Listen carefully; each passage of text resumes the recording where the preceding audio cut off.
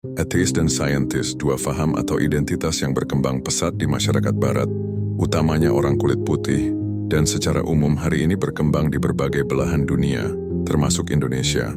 Orang seringkali mencampur adukkan keduanya, atau setidaknya menempelkan identitas ateis sebagai seorang saintis. Ateis dan saintis. Sederhananya, orang ateis adalah orang yang bersembunyi di balik kata sains untuk menutupi kebodohan dan hinaan dari orang yang beragama, karena mereka membutuhkan alasan reasoning yang keren untuk lari dari ketatnya aturan agama. Tentu saja secara harfiah, dua kata itu tidak bisa dibandingkan sebab secara definisi akan sangat berlainan. Yang kami coba sampaikan di sini adalah, orang bisa menjadi saintis dan beragama pada saat yang sama. Coba kita mundur untuk melihat fakta sejarah tentang hal ini. Ateis berakar pada pemikiran filsuf Yunani di abad ke-6. Meskipun keresmiannya diakui pada abad ke-16 dan 17, peristiwa terkenal sebagai pondasi paham tidak beragama yang berkembang saat ini adalah persekusi terhadap Galileo di 1633 oleh Gereja Romawi.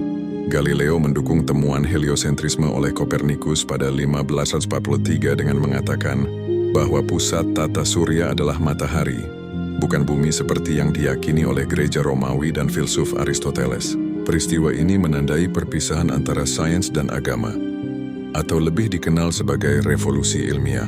Meskipun sebenarnya jika ditinjau lebih jauh, lebih tepatnya perpisahan antara sains dan agama Kristen, maka tidak mengherankan jika faham atau identitas ini berkembang di area pengaruh Romawi atau masyarakat Barat, berbeda dengan orang Timur yang secara peradaban jauh lebih tua, seperti di Middle East dan Asia Timur.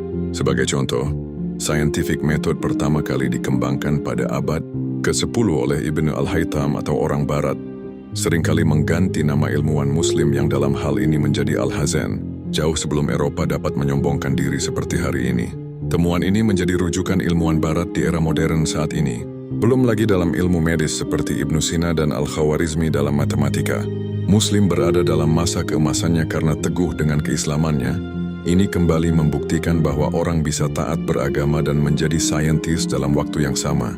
Menentang gagasan orang-orang di awal cerita, klaim awal kami tentang bodoh dan arogannya orang ateis dibuktikan dengan narasi umum yang sering mereka katakan, seperti, aku tidak percaya adanya Tuhan, karena aku tidak melihatnya ataupun tidak berkomunikasi dengannya.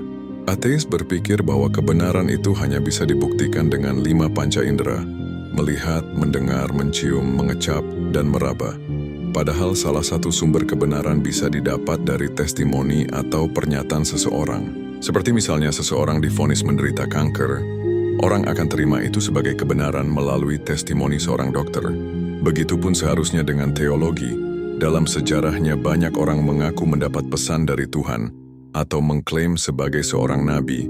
Kita bisa menerima itu sebagai kebenaran tentang bukti adanya Tuhan dengan menelusuri testimoni orang tersebut apakah benar sebagai nabi atau seorang pembohong.